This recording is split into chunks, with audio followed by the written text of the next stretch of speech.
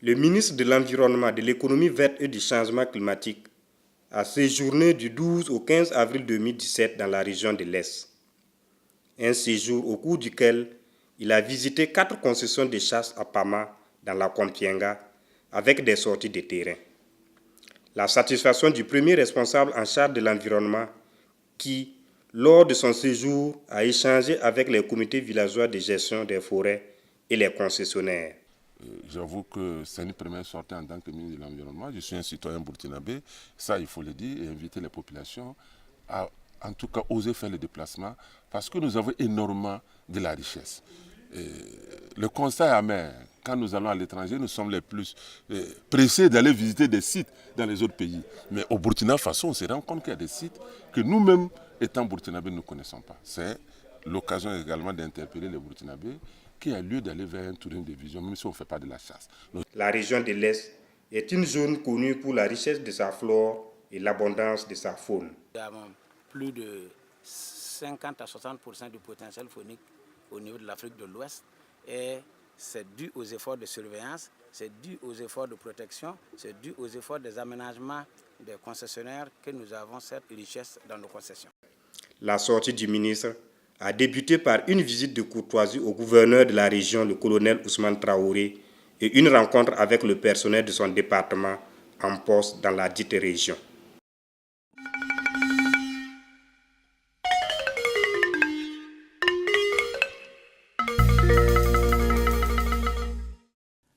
Une délégation composée des représentants des 7 départements ministériels a effectué une tournée dans les régions du Sahel et du Nord les 18 et 19 avril 2017.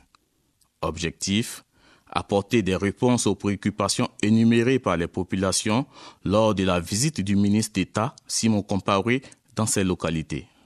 Le gouvernement et plus particulièrement le ministère des Infrastructures a pris des mesures d'urgence pour venir en aide à cette population à travers les travaux d'entretien de l'axe de la RN23 qui quitte Dori pour venir à Djibo et des autres axes. Parce que nous avions constaté qu'à certains endroits, il y a certains ouvrages qui ont cédé.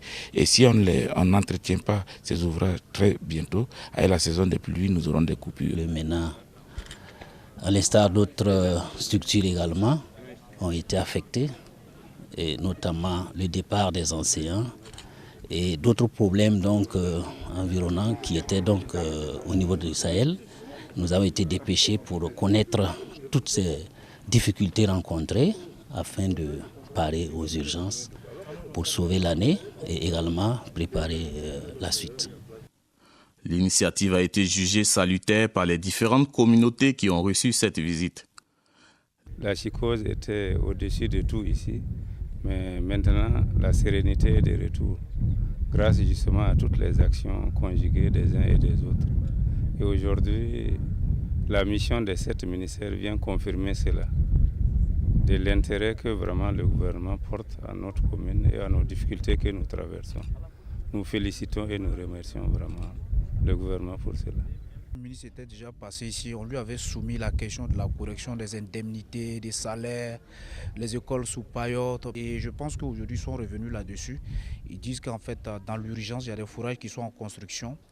Et donc nous osons espérer qu'en tout cas d'ici là, les écoles qui n'ont pas d'eau, les collègues dont les salaires ne sont pas encore corrigés, tous ces problèmes-là seront réglés. La délégation a rassuré les populations de ces 2 régions que leurs préoccupations spécifiques seront transmises au gouvernement pour une recherche de solutions.